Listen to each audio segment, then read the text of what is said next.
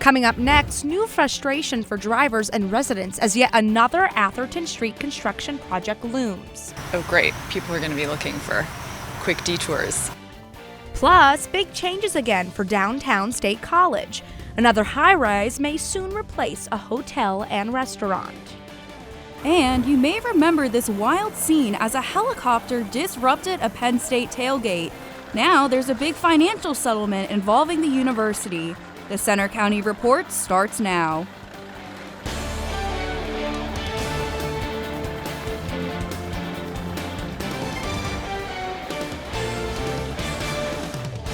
Good afternoon. I'm Chloe Mesagaitis. And I'm Kylie Hill. Thanks for joining us for the Center County Report. Another major construction project is coming soon to State College's Atherton Street. It wasn't long ago when work finally ended on North Atherton, but now drivers will again face challenges, delays, and detours. Reporter Jordan Mansberger talked with businesses and commuters about what's on the way. Just when you thought it was done, it's not. Road work in State College on a 1.4-mile stretch of South Atherton Street from Curtin Road just past Westerly Parkway is set to begin in mid-March 2022, and it won't wrap up until the summer of 2024. Construction has become a staple here in State College, especially here on Atherton Street, and with it to begin again soon, some commuters and businesses are not happy about it. I think it will be pretty busy just by traffic-wise, and then for people just coming in, it would just be a hassle for parking-wise and having people come in to get whatever they need. Vibe Coffee owner Ethan Steiger says while his business is new to State College, he's no stranger to delays in his commute from his time here as a student. I've been here for the past 5 or so years just through school, so I think I've kind of gotten used to it, but I would say that construction does seem to happen pretty heavily, and especially downtown. A similar 3-year project recently finished last summer on North Atherton Street. Residents and commuters say they're not looking forward to the delays. When I read about it the other day, that was the first thing I thought. Oh great, people are going to be looking for quick detours. Sarah Kimmig is originally from Detroit, Michigan, and says the roadwork reminds her of home. We have a saying that it's either winter or construction season, right? I imagine it's probably about the same in Pennsylvania.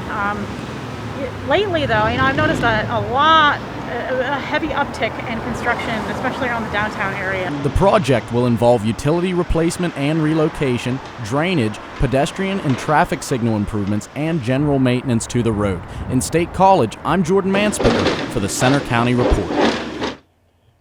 PennDOT says it plans to divide the work area into 4 zones, with the greatest traffic impacts coming after Penn State's spring semester has ended.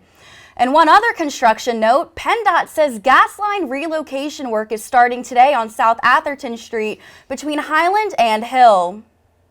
And more construction is on the way to our area, this time at a local hospital. Mount Nittany Health has announced plans for expansion and renovations at the medical center and outpatient locations. It's part of an ongoing $50 million project, and the planning process will begin this fall for construction of a new bed tower at the hospital. The new addition includes private patient rooms and clinical support service enhancements. Also on the agenda for next spring are major expansions to the Women's and Children's Unit Lab and Clinical Lab. A proposed casino is one step closer to becoming a reality in State College. Reporter Mike Hopp has more on where the project stands. The College Township Council unanimously approved plans for a $123 million casino development plan. The casino is slated to go to the Nittany Mall, where department store Macy's used to be. The township has been working on the plan since 2017. Councilmember Carla Stilson says they analyzed the economic impact of adding a casino when making the decision. The economic benefit side of it is if it draws people from outside of the region. That's the goal. The goal is not to draw county residents. Council Chair Eric Bernier says the council went to another similar casino in Greensburg to see the effects on that local mall. They had gone in there and they had a very positive impact on the mall and the surrounding area with minimal, and I mean minimal, negligible downside. Although approved by the council, the casino can't be built quite yet. Bernier says there's still another key step. The casino can move forward to be developed in the Nittany Mall, but they need a license approval from the gaming board. If it gets final approval, the casino will cover 94,000 square feet with 750 slot machines, 30 table games, and sports betting. I am standing outside the vacant lot in Macy's, where if approved next month, construction is expected to take approximately a year. From State College, I'm Mike Hopp for the Center County Report. The casino will also have a sports-themed restaurant and bar. The Nittany Mall has lost almost 50% of its stores over the last 10 years. A new Sheetz store and gas station is set to open tomorrow for the chain's 7th annual location in the State College area. The convenience store will sit on a portion of the former Harmer Farm property on West College Avenue in Ferguson Township, across from the Exxon gas station. The Sheetz will sell beer and have 12 gas pumps, a drive-thru, and a car wash. Access to the location will be from College Avenue and Whitehall Road. New apartment buildings have changed the look and skyline of State College in recent years. Now, yet another project may be on the way. Reporter Claire Vokey has more. The 200 block of South Pew Street is the proposed site of this new project. The housing complex would impact 3 businesses that currently call that area home: Mad Mex Restaurant, the Days Inn Hotel, and Brewski's Bottle Shop. Design architect Jeff Zalisco talked with the State College Borough Planning Commission in a meeting this month. Really gone out of the way to celebrate the entry of the building. We're also proposing that there would be a mural element. That's not necessarily considered that something of a placeholder, but we want to, that kind of draws your eye into the site. The proposed plan was presented by the Chicago-based company called Core Spaces, who have purchased apartments in State College in recent years. If approved, the 6-story complex is expected to feature 172 units, a rooftop pool terrace, and a gym. Units vary in size from studios to 5-bedroom units. So that's how Core hits various price points with these different type of units. So there's a lot of diversity in the building. In State College, I'm Claire Vokey for the Center County Report. If approved, construction of the building could begin as soon as next September. Still to come on the Center County Report, fall is here and it's turning cooler. We'll check the 7-day forecast in just a few minutes. And in sports, getting ready for hockey season in Happy Valley. Also coming up, a local police department wants to launch a new program to help with mental health issues in our area. Find out what it would do and how much it'll cost.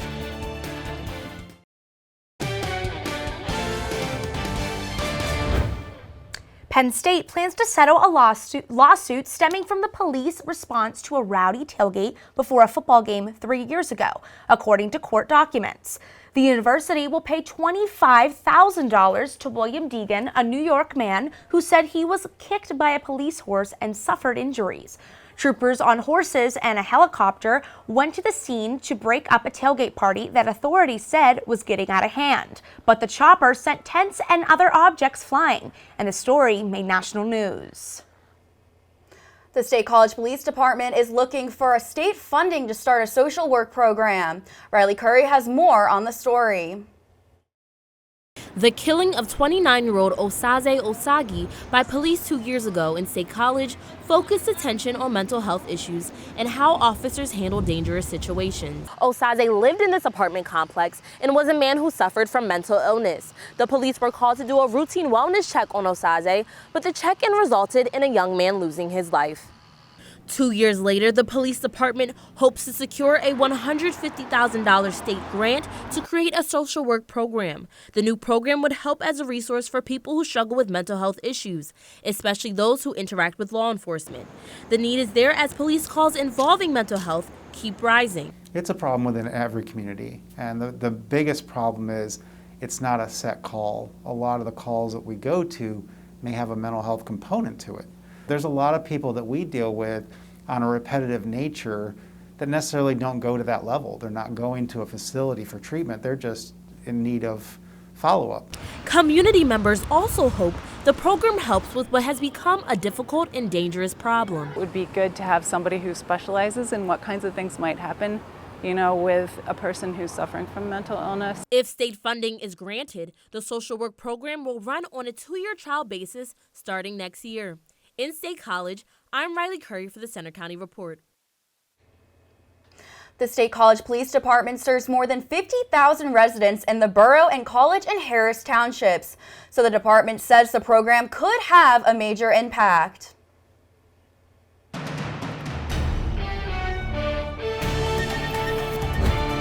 Good afternoon, everybody. I'm student meteorologist Kevin Appleby with a check of their afternoon forecast. If you were up at 6 a.m. this morning, you probably saw a lot of flashes of lightning. That was ahead of a thunderstorm that moved through the area today. You could see a lot of drops on the camera here. We picked up almost an inch of rain before 8 a.m. here at Penn State. But behind it, we were stuck with this thick cloud deck. It hung around. It's been hanging around much of the day. And that'll continue to hang around throughout the afternoon as we have an approaching cold front, which could give another shower or storm for us here in Center County. Currently, right now in State College, it's 64 degrees under cloudy skies. You can see the dew point's also 64, so it's a little bit on the sultry side, but it's not by no means is it uncomfortable. Light west wind at 8 miles an hour as well. So here's a 12-hour radar loop. You can see where those storms and how they move through the state. Started off on the I-70 corridor in southwestern Pennsylvania and moved towards the northeast over the course of the morning. It just barely clipped State College there, and then it continued northeast over the course of the rest of the morning. Currently in center Pennsylvania, we currently have temperatures in the mid to upper 60s, a bit warmer in Harrisburg, nearing 70 now, and a little bit cooler in the Laurel Highlands at 62 in Johnstown. As we expand outwards even more, mid 60s in the western portion of the state, and hanging on to the 70s in southeastern Pennsylvania. As we zoom in on back, you can see the middle of the country much warmer than the comparatively speaking than the northeast. That's because of a strong ridge of high pressure that's built up right here in this part of the country. But we're not going to tap into that much here in Pennsylvania. So a few more storms this afternoon, showers and storms along that cold front that's going to push through. The front will push through, it'll lower dew points, it'll give us the opportunity for some pretty cold mornings, and we'll keep that pattern for the foreseeable future over the next few days. So we'll time it out for you real quick.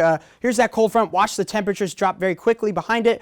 Overnight, we'll get into the upper 30s in portions of northwestern Pennsylvania, and for the afternoon tomorrow, we'll see a generally clear sky, a few clouds up to the north, temperatures in the mid to upper 60s generally across the state. So for today in State College, we have a high temperature of 68, a passing shower or storm along that cold front, but the main event was really this morning. And for tonight, we'll drop down all the way to 44 degrees, mainly clear by the end of the night with a light northwest wind. And then for the day tomorrow, we'll have a very sunny sky and very pleasant conditions as the high temperature gets to 68 degrees with a northwest wind very light. And we'll keep that pattern as we take a look at that 7-day forecast, generally in the mid to upper 60s as we progress through the week. And by the end of the weekend, we'll sneak in some good weather for the whiteout, or for the stripe out, excuse me. But we'll bring back the clouds for the end of the weekend and a rain chance to start next week. I would definitely looking forward to getting rid of my umbrella by tomorrow. And now to Caitlin for sports. Next in sports, Penn State volleyball comes up with a big upset at Rec Hall against a top 5 team. We have highlights from the match. Also coming up, Penn State football has jumped into the top 5 after beating Villanova. We take a look back at the game and reaction to the win.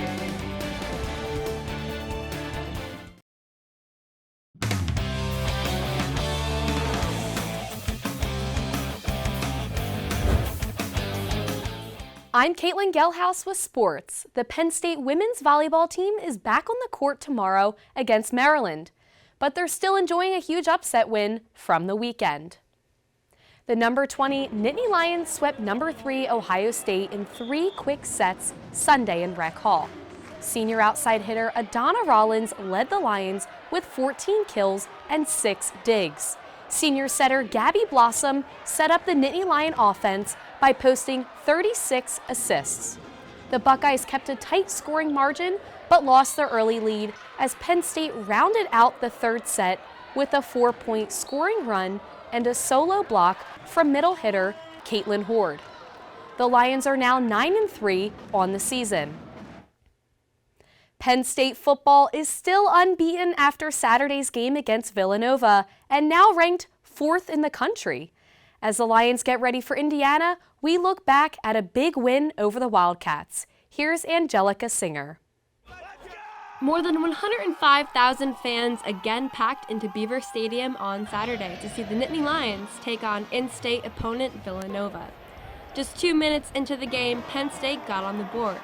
Quarterback Sean Clifford found Jahan Dotson wide open for a 58-yard score. Dotson has now reached the end zone in 6 consecutive games. The Wildcats connected on a 39-yard field goal for their first points. In the second quarter, Clifford hit Parker Washington on a long touchdown pass for a 14-3 lead. Another Clifford-Washington connection for a 67-yard catch and run set Penn State up inside the 10. Unable to reach the end zone, Jordan Stout nailed a 29-yard field goal. Penn State led 17-3 at the half. Clifford's pass to Keandre Lambert-Smith ended with an 83-yard touchdown. Jair Brown grabbed the tipped pass interception. The Clifford-Washington connection added a 23-yard touchdown. The Lions scored their final points from Tyler Warren, who carried the ball up the middle for a 3-yard score. Coach Franklin said the team didn't seem to show the same fighting edge as the past 3 weeks, but the Nittany Lions still got the job done, defeating the Villanova Wildcats 38-17. But I thought Wednesday we did not have a good practice, so I think they're getting patted on the back. I think they're reading articles, and we'll make sure that there's no leftovers of that come Sunday. At Beaver Stadium, I'm Angelica Singer for the Center County Report. Saturday's game kicks off at 7:30 p.m. and you can listen to the game live on Penn State's Com Radio. Now to high school football. Unbeaten Clearfield rolled into Bellefonte over the weekend to take on the Raiders, and the Bison came away with a huge win. Reporter Chris Hess has the highlights. It's senior night in Bellefonte as the Raiders welcome the undefeated Clearfield Bison to Rogers Stadium. The Bison spoiled Bellefonte's celebration from the start as Hayden Kovalek recovers a forced fumble on Bellefonte's first drive to set up the Bison offense. After another Kovalek fumble recovery on the next drive, Mark McGonigal punched it in from 3 yards out to give Clearfield a 7-0 lead. McGonigal wasn't done yet. Up 14-0, he then made it 21-0 on a 17-yard rushing touchdown midway through the second quarter, silencing the Raiders crowd. Clearfield kept its foot on the gas as quarterback Oliver Bollett found receiver Carson Klein for his second score of the game. Clearfield dominated the rest of the matchup, securing a 48-0 shutout to move to 5-0 on the season. Bellefonte is now 1-4 on the year. The Raiders will travel to Penns Valley for a game this Friday night. The new Penn State men's ice hockey season is quickly approaching as their first series begins on Sunday against Long Island University. The Nittany Lions are coming off of a rough 10-12 season where they did not do as well as in past years. It was also a COVID year without fans at Pagula Ice Arena. Head coach Guy Godowski says the team relies on energy from the fans to help them win. I think connecting, the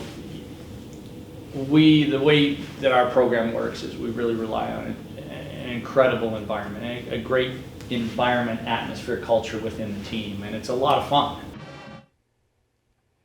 The season's first games against LIU are set for Sunday and Monday at Pagula. You can listen live on Penn State's Com Radio. The Penn State women's hockey team is back in action Thursday against Boston College for a 2-game set at home. The Lions played their first series of the season over the weekend against St. Lawrence University. They were shut out in a game 1-0, but were able to put up some goals of their own to force a 2-2 tie the following night, as senior captain Natalie Heising scored her first of the season. Penn State is in the middle of a 6-game homestand. That's all for sports. Now back to you at the anchor desk.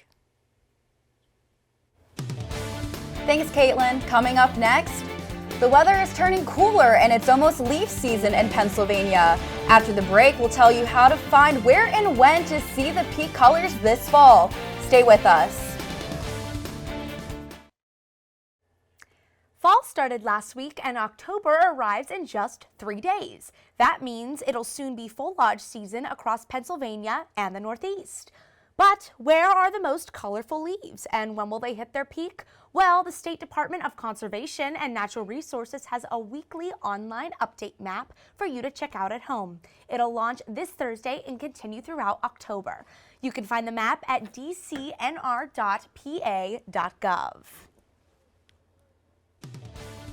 That's all for today's newscast. We hope you'll join us Friday for our next local news update. But you can follow us anytime for breaking news on our Center County Report Twitter, and you can see our stories on our Facebook page and our website. Have a good afternoon.